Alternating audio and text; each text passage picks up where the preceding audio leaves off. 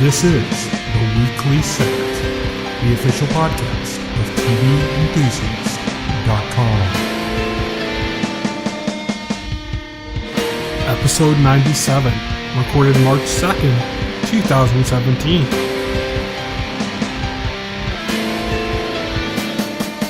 Hello, everybody, and welcome to The Weekly Set, the official podcast of TVEnthusiast.com. I'm your host and the editor-in-chief of TV Enthusiast. My name is Tyson, and joining me today, as always, is our keeper of comics here at TVE, Will. Hello. So, before we even get started with anything, I gotta say, Will, we gotta come up with a new title for you, like, for the 100th podcast. Yeah, keeper of comics.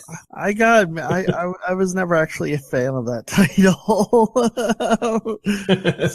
It's like, We need a new title for you, and yes. we'll call you the Centurion Man because it'll be the 100th podcast. The Centurion Man. Yeah, I know. I can't believe we were like almost at 100 of these. Like, it's crazy. It's only been like 2 years. Wow, time flies. We're going to be recording the 100th podcast on March 23rd, and Ed's going to be joining us for that, unless something changes that I don't know about. But yeah, so look forward to that. In the meantime, let's get started with this week's podcast. So today we are going to start things off by talking about The Legend of Zelda. Now you're like, hey, Tyson, Will, why are you talking about Zelda? This is a TV podcast. Well, back in the 80s, there is a animated series called The Legend of Zelda. Yes. Notoriously cringeworthy with Link's behavior and comments. But we're going to be talking about the first episode of that series, which we watched. The reason we watched that is because we are right now at Switchmas Eve. By the time you listen to this podcast, Switch will be out in the wild. I mean, yes. Where you are, Will, it is. It is out in the wild. It is out. It's already out.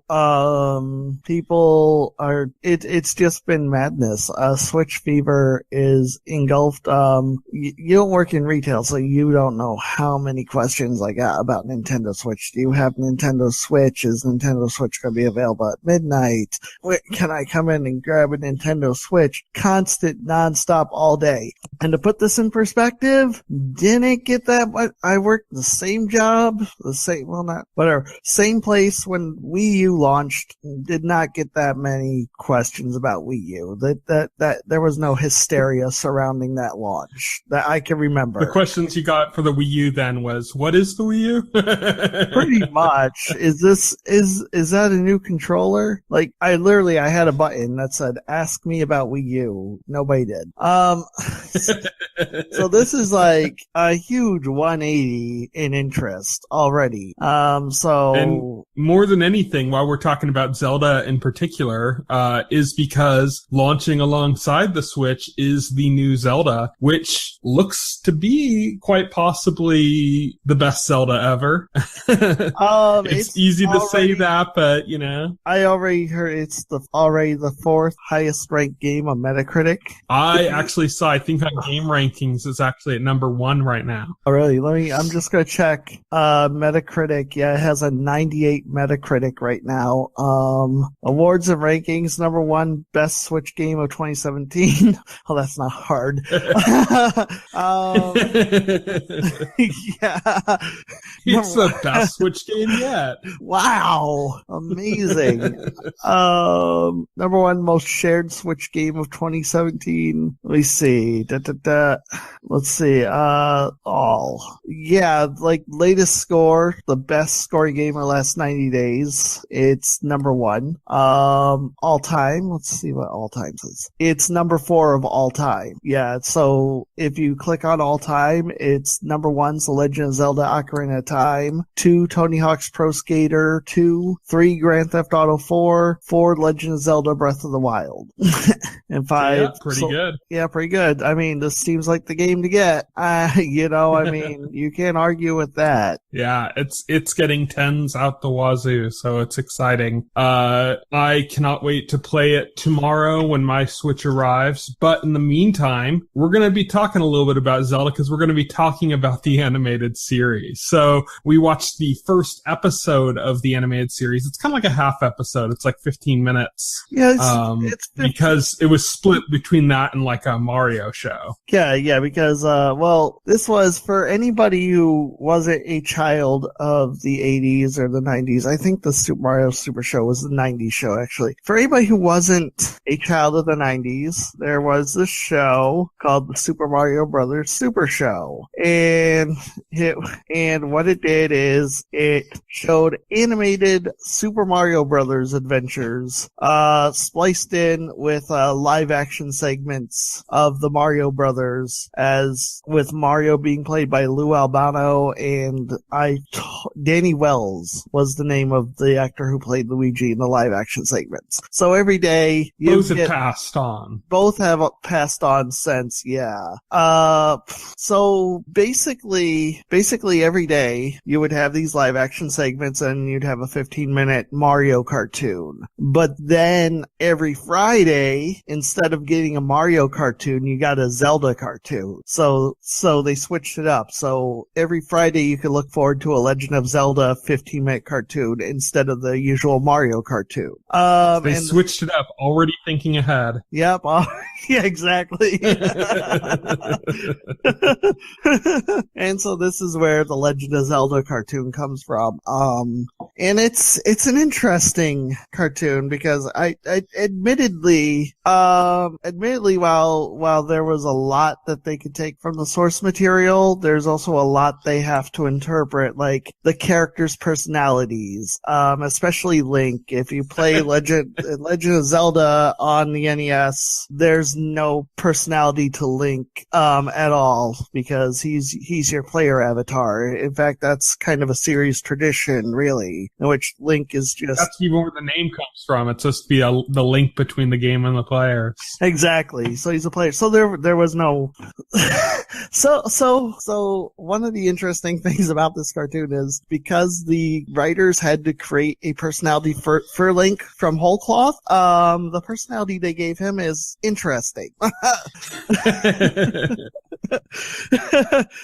Because instead of like a stalwart hero, they made him a total brat, like just a spoiled brat who's constantly whining and complaining and grandstanding. Excuse me, princess. Yeah, right, and basically, whose only goal in life seems to be to just get it on with Zelda. Yeah. And Zelda's like the typical kind of stuck-up princess that's like has the best for her country at heart, or kingdom at heart, but at the same time, she's just kind of like acts kind of bratty and like a little snooty, a little spoiled and stuck up, Yeah. Then you have like the fairy who God, did the fairy have a name in this? It wasn't Navi. It's Sprite. They just call it. Yeah. There was no Navi back in the 90s. Yeah. The fairy that looks like heavily inspired by like Sandy Duncan, who is like a 80s like sitcom actress. Yeah, who played Peter Pan in productions and also looked like a sprite, so I guess it makes sense. But sprite is basically in love with Link. Yeah, they make her hopelessly in love with Link, but Link ignores her because, well, like as he says in this episode we watched, she's 3 inches tall. And she shoots back. It's like, what? Got something against short women? No, she's like, what's wrong? And then you have the other kind of major figure in any Zelda series, which is Ganon. And he's played as like bumbling of a villain. Yeah. He's played as your typical supervillain in these types of things. Like, I don't think they tried to do anything special. I'll get you next week. Yeah, pretty much. I'll get you next time, Gadget. Yeah. I mean, yeah, but it's you do make a point. They do portray him to be a bit bumbling, even though he's complaining about his underlings being bumbling. And that's the show. I don't know there's much to discuss here other than the episode we watched was a simple plot. Well, I guess the major plot kind of follows the plot of the games, where there's two Triforces. Ganon is trying to assemble both Triforces so he can rule Hyrule.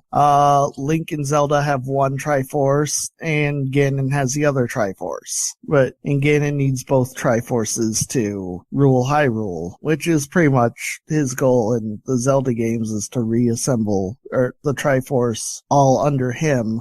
But I guess that's pretty much every episode of this show. Yeah, that's pretty Ganon tries to get the Triforce. Yep, Ganon tries to get the Triforce. Link is supposed to be guarding the Triforce for Zelda. But probably Link's an idiot in this show. although he's a capable fighter. He can fight, so that kind of redeems him.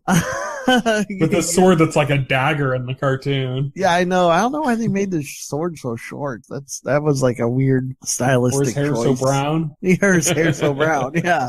Excuse me, princess. Oh, man. Imagine if Nintendo made a game based on that. Well, I mean, there was the CDI games. Yeah. Pretty close to that. Oh, I don't know if you saw Nintendo's I don't know if you saw the ideas Nintendo was pitching around for Zelda before they made Breath of the Wild. I saw some of them. I saw like the 8-bit world that they created. That's the 8-bit prototype. Did you see the concepts? Did you see Hyrule Wars? I think I saw but it was like I saw like a distant shot. Like I didn't click on it. I just saw the thumbnail or whatever. There was Hyrule Wars. There was Legend of Zelda Invasion, and then there was Biker Link, who was like a modern day Link with jeans and a hoodie and a guitar, and he rode a motorcycle, and it was some of the worst non-Nintendo looking artwork I've ever seen. Looks like the back of his jacket said "Excuse me, Princess Motorcycle Club." Yeah, right. Pretty much. Instead of like his hat, he has like a beanie on that like ends in like a poof ball. I'm not lying. Nintendo made this apparently. I was like, why? I could Skype you over the picture because this doesn't look like anything that would come from Nintendo, and yet it's real. Like even the artwork. Well, real-ish. It could have just been a joke by somebody on the team. Oh, maybe. I don't know. Nintendo showed. If I was on the development team, I would do shit like that all the time. Nintendo showed this at their GDC presentation about Zelda, and so they passed it off like it was an idea they actually considered. God, it looks so bad. It does. I mean, oh man, yeah. So I mean that comes pretty close to like, yeah. So they could do that. But yeah, so the Zelda animated series, I gotta say, as much slack as we're giving it, as much as we're dissing on it, I mean, it's part of my pretty much kind of par for the course 80s, early 90s cartoon, Right. It's exactly the kind of shit we had all the time, and it's not too different from that. Besides Link's personality, there's some pretty decent renditions of Zelda themes in there. Yep. There's it's using the actual Zelda music in it, so it uses actual Zelda. It does cue pretty close to what's established by the Zelda games that were released on the NES.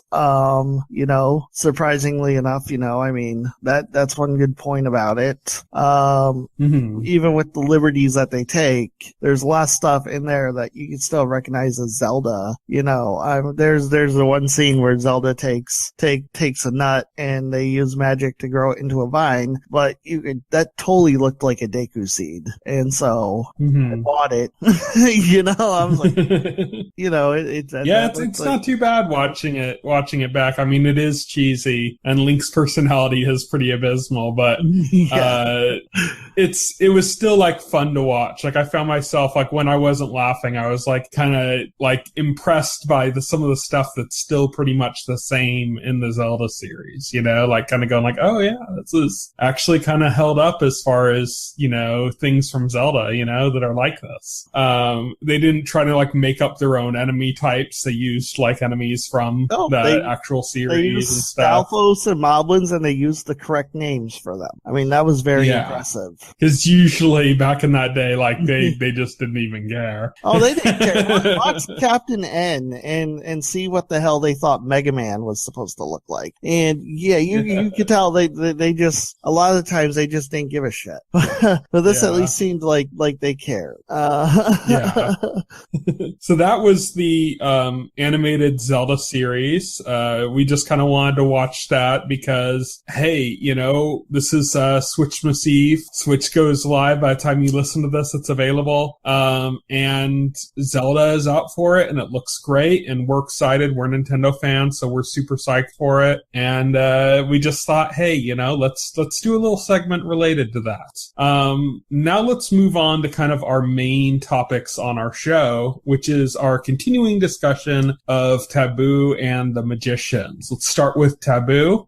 This was episode 7 that we watched. So the penultimate episode of the season, one episode left. That one's already aired, but we're going to watch that and discuss it next week. Yes. So. And this one was a big one. A lot of setup. A lot of setup for like an incredible, what should be an incredible ending. But the crux very Stephen Knight, who did, Peaky Blinders. It has that same kind of penultimate Peaky Blinders episode feel to it. It does. Basically, what happens is in the last episode, the one girl there, blanking Winter? on her name. Winter, yeah, I knew it was W. In the last episode, Winter was murdered. And Delaney, having been in a sort of state of mind when that happened, is not 100% sure that it wasn't him who murdered her. He's mourning her death, and he's kind of in a dark place because of it. And I guess the woman who is running the brothel, Winter's mother, Helga. Yep, Winter's mother, Helga. She is distraught.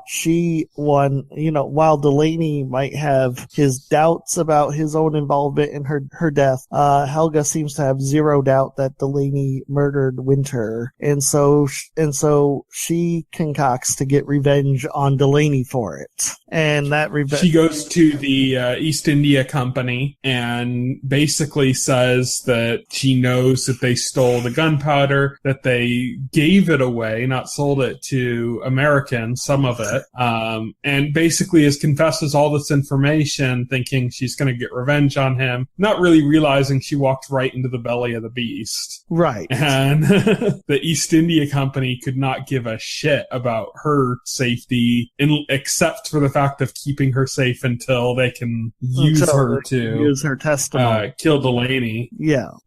But now they have Delaney on high treason charges. They say that the gunpowder is directly affiliated with the death of the king and all this other junk going on with that. So they're trying to use that to railroad Delaney and get him executed. They get their orders to capture him. They do capture him. They're torturing him. They're waterboarding him in addition to other torture methods in order to get him to share information on all of his collaborators, especially the Americans that he was dealing with. Right. Through the whole thing, Delaney continues to be a badass. Every time they kind of give him a second to come up for air in his kind of like unaffected, typical voice, he's like, give me an audience with Strange. Yeah. He wants to talk to Strange. Like he says up front before they torture him. That if they just give him an audience with Strange, he will give up all the information they're asking for. But of course they won't take that deal. They choose the route of trying to torture the information out of him, which doesn't work. And it gets to a point where the king becomes so impatient, waiting for Delaney to break, that the king just gives in to Delaney's demand. Yeah, it's clear he's not going to break, so they just kind of give in on that. Earlier in the episode, James got visited by George, who's the black man who's seeking justice for the slave ship that went down, and trying to get everybody involved in that, including James, but mostly the East India Company, and Mr. Strange, who is like the president of it and is chiefly responsible for the slave ship. He wants to get Delaney's testimony to use against that. Delaney makes a deal with him and plans for his friend Michael, who works at the East India Company, the I don't know how to refer to it, drag queen, or because it looks like drag, but it's more like a predecessor to, I guess, like trans. Yeah. I mean, I don't know. I'm not going to label it. I don't know that. Yeah.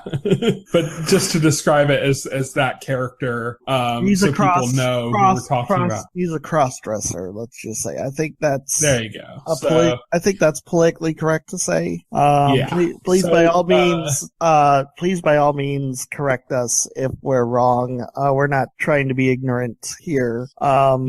Just putting that out there. We just are ignorant. But, so that's Michael Godfrey is the man we're talking about here. Delaney wants to have him testify to the guy that's, God, I'm like losing my place in my notes here. Yeah.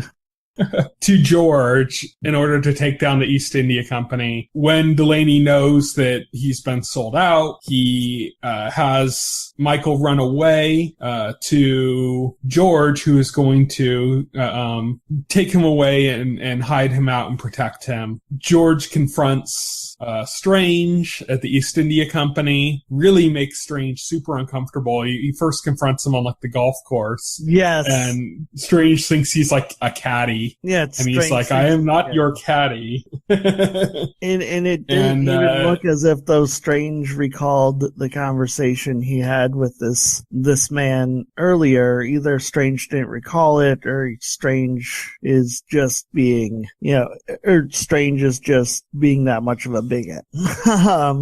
Probably both.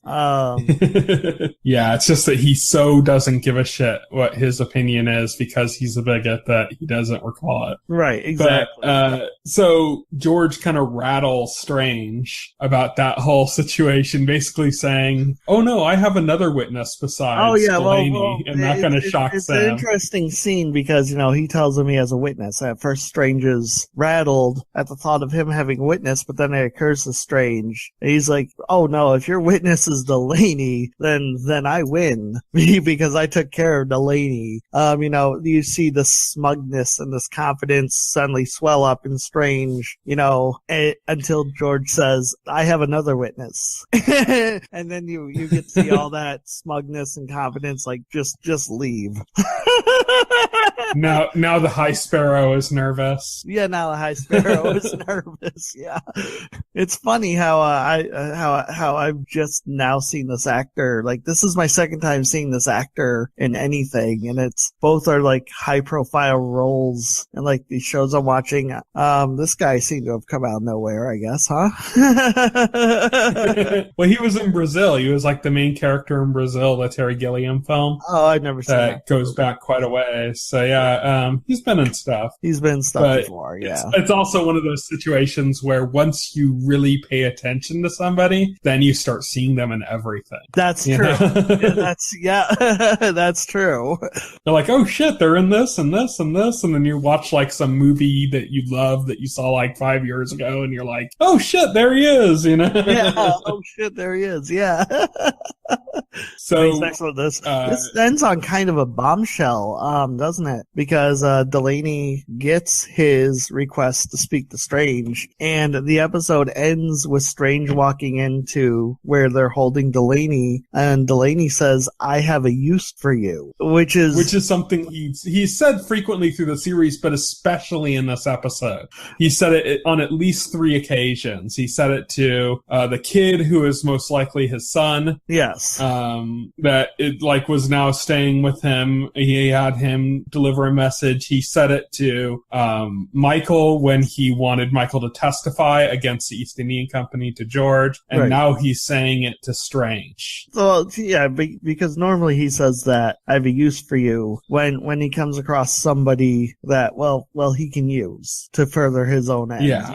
You want to with Strange being kind of like his ultimate enemy, you wouldn't expect him to say that to Strange. Like, what possible use could he have for Strange? Why would Strange cooperate with him in the first place? It's kind of... He's basically saying his game is deeper than what it appeared on the surface. Yes. That he's not merely after Strange. That Strange is just a piece he wishes to acquire in order to reach his goal. Right, exactly. So it kind of flips everything on its head. Just those words. That was kind of a holy shit moment, and I don't know if I ever felt the impact of an episode ending so hard as this one, because as soon as he said that, I wanted to know more, and those damn credits came on. I was like, no, what? Wait, what does he mean?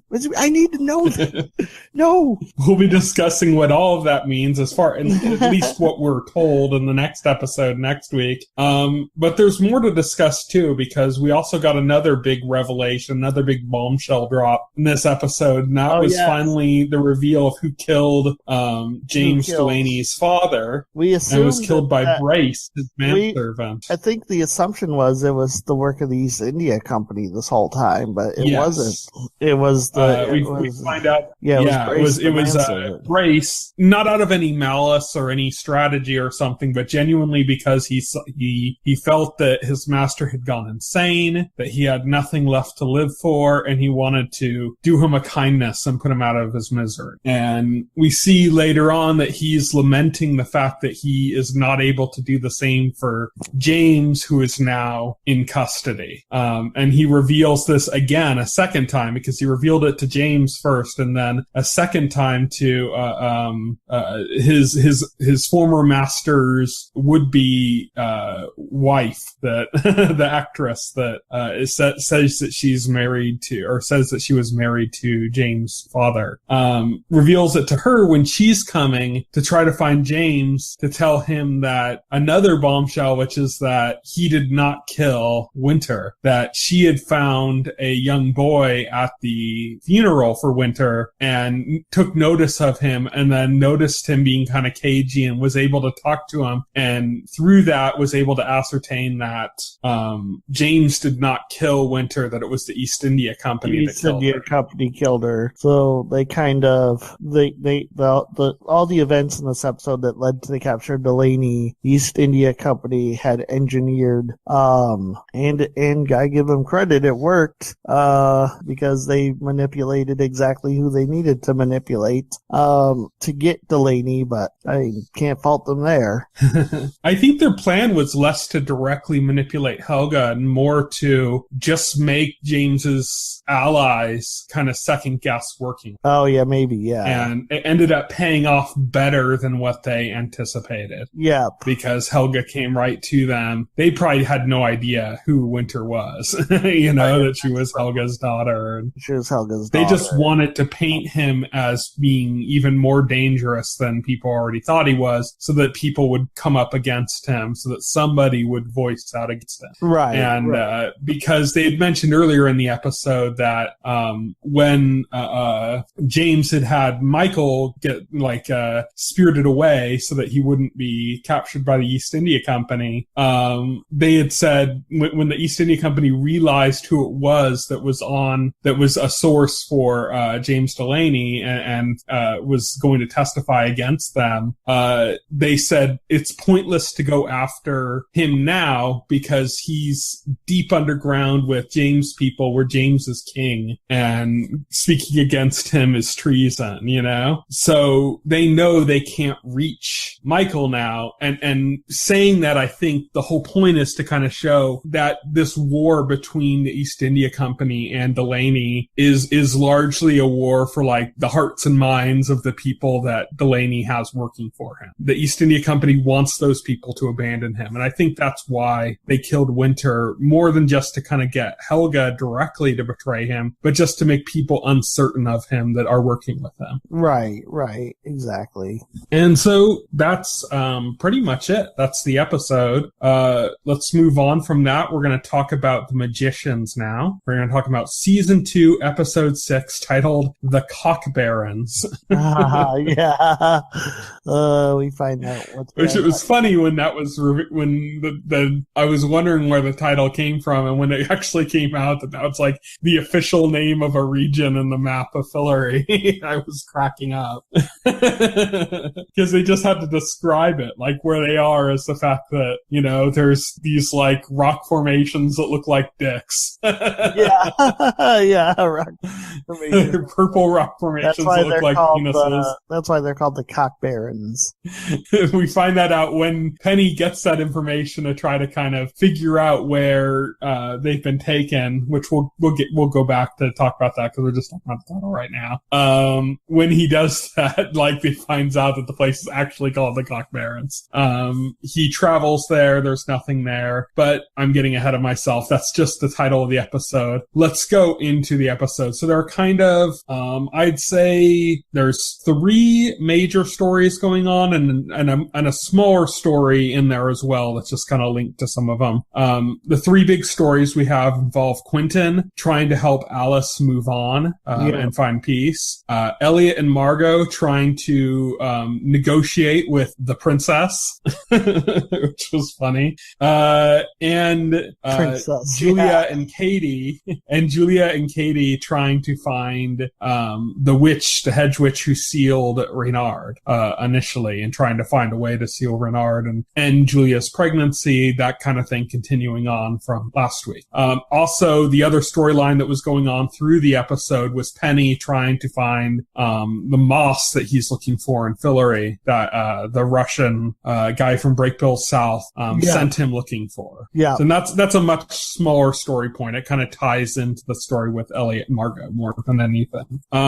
But let's start with Eliot and Margo's story, because that's what we were talking about before with the Cock Baron, the title of the episode, which is Eliot and Margo. They're trying to figure out what to do with this kingdom still. They're still trying to find a way to improve it. There's a lot of doubt. They get visited by a delegation, which is led by a princess. And the princess walks forward, and it's a man. It's actually Prince S. His name is S.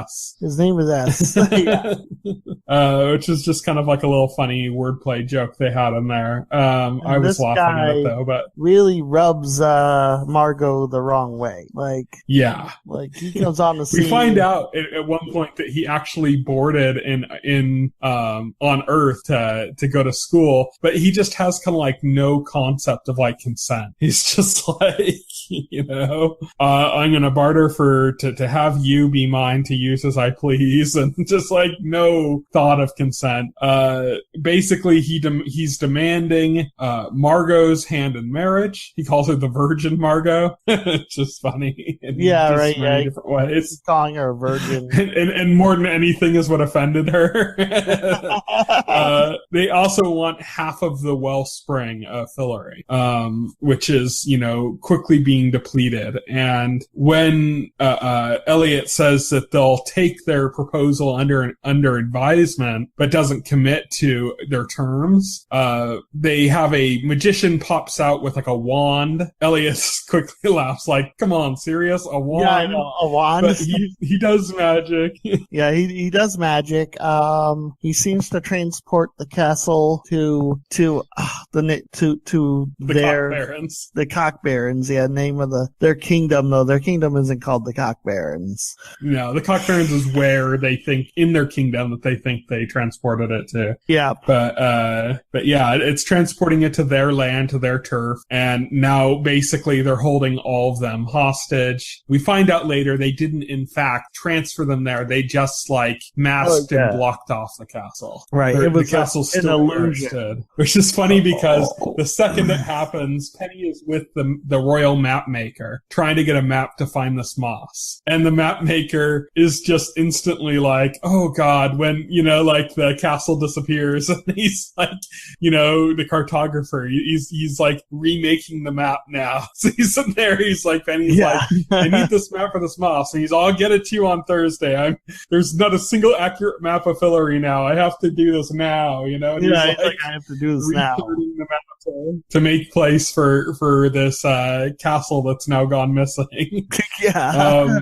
He spends the whole episode working on this map, by the way. It's pretty funny. But back in the castle, Margo ends up sleeping with Prince S when he basically says that she, even if she isn't technically a virgin, she'd be a virgin by his standards because the people in his country are, you know, so sexually experienced. Yeah, because he slept with the best women in his country, and the women in his country are the best at sex or whatever. And, you know, basically playing to Margot's ego to get her to sleep with him, and it works. Yeah, so Margo has sex with him. That's when he tells her that he had boarded on Earth to go to school. So he's kind of like aware of Earth culture.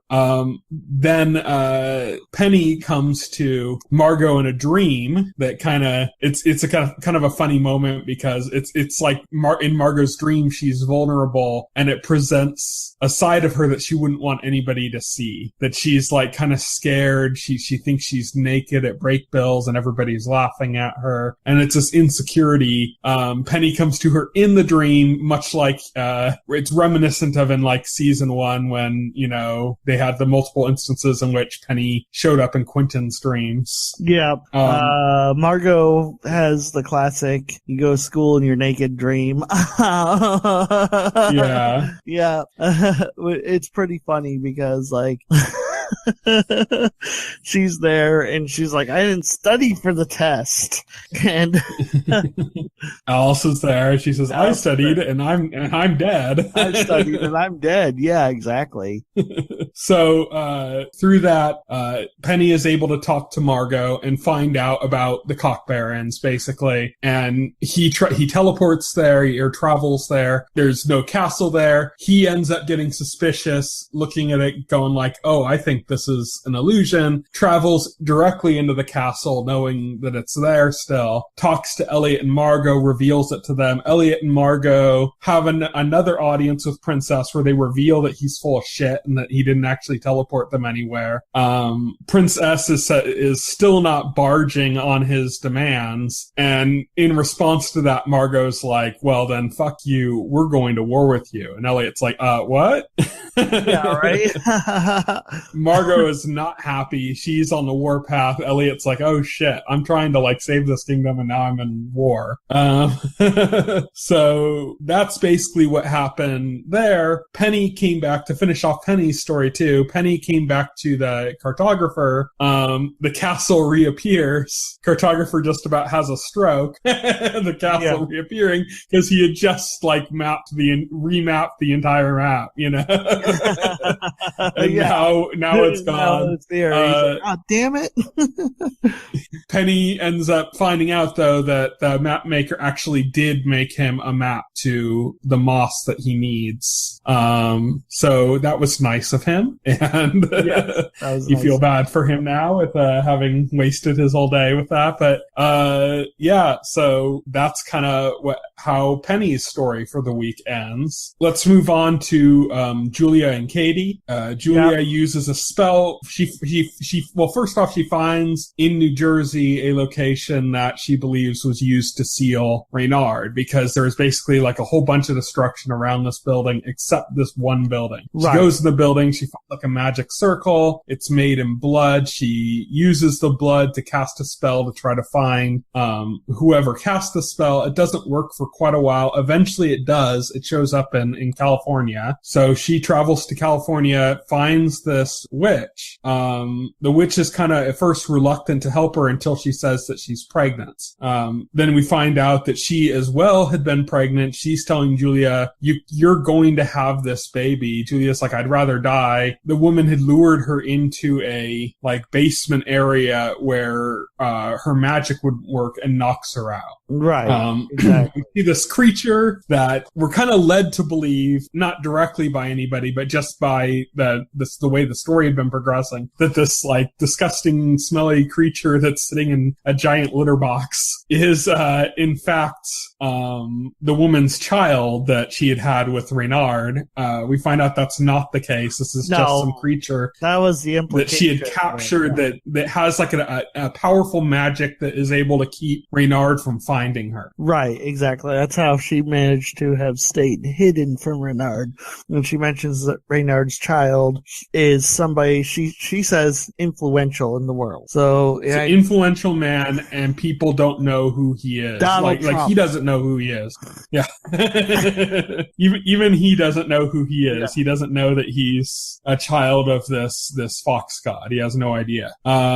She reveals to Julia that the only way to seal Reynard is at the moment of giving birth. She refers to it as like a nuclear bomb, like worth of energy that she can make use of in that precise moment, and that's how she would be able to seal Reynard.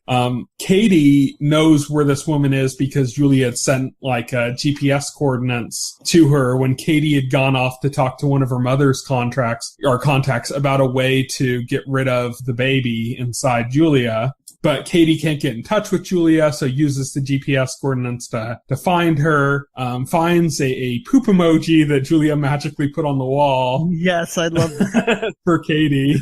Yeah, to signal that things have gone to shit. Yeah. Literally. Yeah, and so Katie is able to kind of bust down the wall, walk in there. It's kind of funny because, she tries to use magic on the older witch, and the witch is like, your magic won't work here, and Katie just knocks her out. Yeah, I know. Your magic won't work. Bam! Yeah, but my fist will. Just like no like second guessing, no concern, just straight to it. Yeah. Julia and Katie leave. They take this creature with them. This creature that's been described as smelly that can keep Reynard off their trail. They take this creature with them and leave the witch alone and unprotected. The witch kind of wakes up in her house, she's like freaking out because the creature's gone. She's setting up a bunch of wards, and it's like a parallel to what happened with, I can't think of her name, the one hedge witch that got killed, where she had set up all the wards inside her house, and then turned around and there's Reynard already in her house. Presumably kills her, we don't see. And that brings us to the last story of the episode, which is Quentin trying to put Alice to rest. He goes to her wake at her parents' house, so we see them again. Just like the last time we saw them, the parents are completely self-involved. The father has made everything about Egyptian, like, orgy rites and stuff. Basically, like, everything that he loves is what her wake has turned into. Her mother is busy telling everybody how great of a mother and role model she is and how she doesn't deserve all this to happen to her.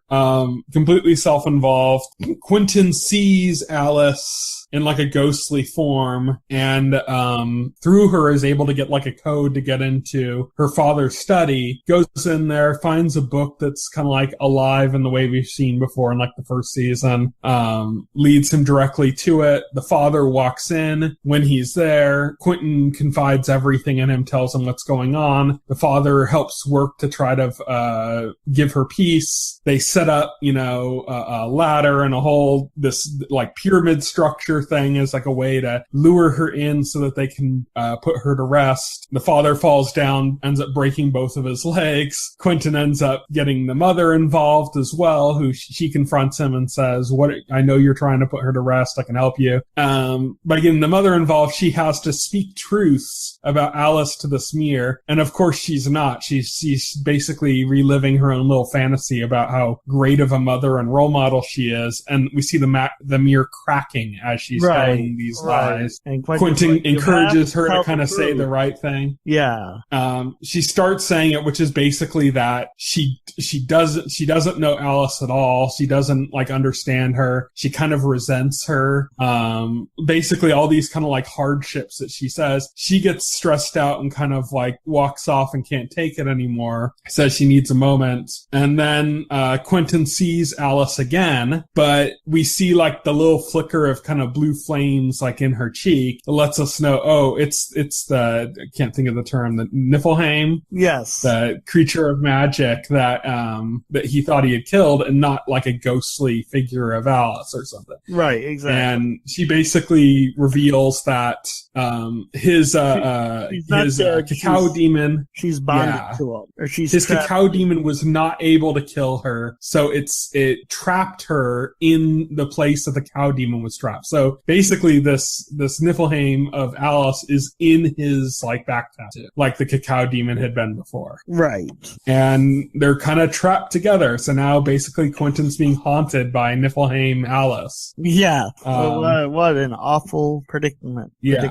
So that's kind of the last big thing for the episode. So we kind of have a little bit of direction about where we're going now. We have Alice is kind of like a villain now, her Niflheim form. Yes. Bonded to Quentin. We still have Reynard as a villain. We have the political strife going on in Fillory, now with Princess. With Princess and Margo declaring war on his kingdom.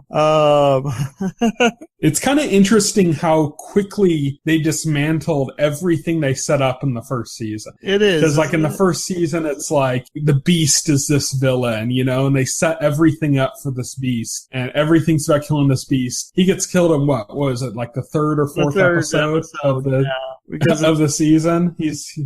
I think it's clear that they weren't going to continue on with the Beast being the central villain, that Reynard was brought in to be the villain of season 2. Yeah. They revealed that there seems to be something a little bit more suspicious and suspect about Umber, the god in Fillory, that something sinister about him that we're going to get to. But instead of kind of going there, we've kind of like sidetracked into these other kind of stories that are all based on basically the consequences of what they did in the first season. Right, exactly. Which is kind of interesting, that everything that's kind of happening now is a consequence of their actions in the first season, whereas the primary antagonist of season 1 and going into season 2 was like a separate force that existed before they were born, that was like an antagonist to them, So right. it's interesting now that it's like completely transitioned into like a very different kind of story. Right. And we just don't even see Breakbills at all anymore. Like, we saw it in the dream sequence. That's the only time we saw it this week. Right, exactly. The only times we've seen it this season besides that has been of just a few moments dealing with the teachers directly, not with the classes, not so much of their students except at a party. It's just not an issue of the show, like right now, Breakbills is just like way off in the background. Right. So yeah, I'm digging it. I'm digging the kind of direction they've taken with the series. I loved it in season 1. I missed the Beast being such a central villain, but I'm a big fan of consequences in story. I love it in like Breaking Bad. That was a huge part of that show, was every time something would happen, there'd be consequences, and those would start rearing up and become like a thing that was bigger than the initial action that caused them in the first place. So I enjoy consequences in stories like this. I'm excited about the way this is developing and the way Reynard is kind of the big bad villain right now, but only kind of, there's like so many other things going on in the background now. Right. Whereas before, like the Beast was like the end all be all. Yep.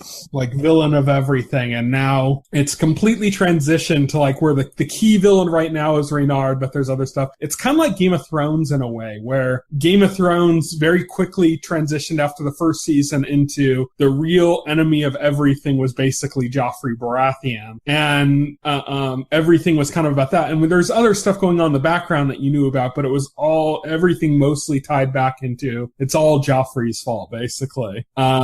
He's basically the reason why nobody's at peace. When he goes away, then you have these other kind of villainous figures, like you have like Ramsay Bolton, he's like a horrible villainous figure, but he's only really relevant to like one side of the story that's going. Whereas Joffrey was kind of like relevant to like all of the stories that were going on at the time. Right. So it's kind of similar to that. Like we have that kind of a situation now where we have these kind of like big like sub-villains and we have a hint at something darker brewing underneath. Right. Anything else to add about The Magicians? Nope. I don't really have anything to add to that. I'm excited about next week's episode. I think there's 10 episodes this season, so we got 10 4 left, it looks like. Yeah, about that. So we're going to have to take off we're going to have to skip 1 week on it just because the 100th podcast is going to line up around somewhere. Oh yeah, that's right. In that time frame. Yeah. So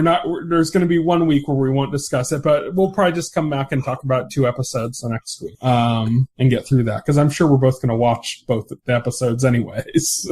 But yeah, so that's it for the main section of the show tonight. To end things off, I'm just going to go over what's coming up in the next week, as we do here. On Sunday, March 5th, 2017, Once Upon a Time comes back to ABC. Time After Time, that's the one you're really looking forward to, right, Will? I mean, I guess. Sexy Jack the Ripper. Oh yeah, God, I can't miss that.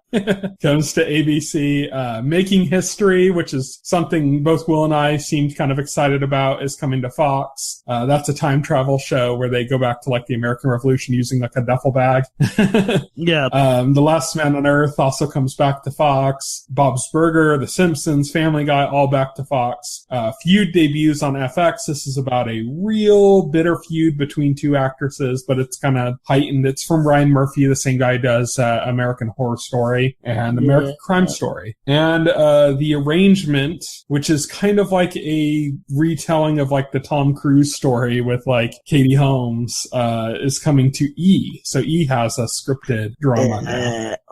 Then on Monday, March 6, 2017, Midsummer Murders comes to Acorn. This is a British series. Acorn's like a service for British shows. On Tuesday, March 7, 2017, The Americans comes to FX. On Wednesday, March 8, 2017, Survivor comes back to CBS. Underground comes to WGN, and Designated Survivor comes to ABC. On Thursday, March 9th, The Catch comes to ABC. And next Friday, March 10th, Love returns to Netflix. Buddy Thunderstruck, which is from the creators of Robot Chicken, comes to Netflix. And Hand of God's final season comes to Amazon. And that's it. So thank you everybody for listening to the podcast. You can reach me on Twitter. I'm at Tyson Gifford. You can reach Will on Twitter. He is at Voxel Hero. You can check out our Facebook page and our YouTube channel, as well as our site, TVEnthusiast.com. You can subscribe to the podcast through any major podcast client like iTunes or Pocket Cast, and the entire backlog of our podcast is available on our YouTube channel. It is March 3rd. Happy Switchmas, everybody. Yes, happy Switchmas. I hope every one of you that's getting a Switch is really enjoying it. Yes. So yeah, I think Will and I are both going to be playing a bunch of Zelda until next week. I see that in my future, yes. So thank you everybody for watching. Night. Good night. If you would like to voice your opinion, send an email to theweeklyset@TVEnthusiast.com. TV Enthusiast is a part of the Enthusiast Media Network. Stay tuned to TV Enthusiast and the Weekly Set podcast for more coverage of all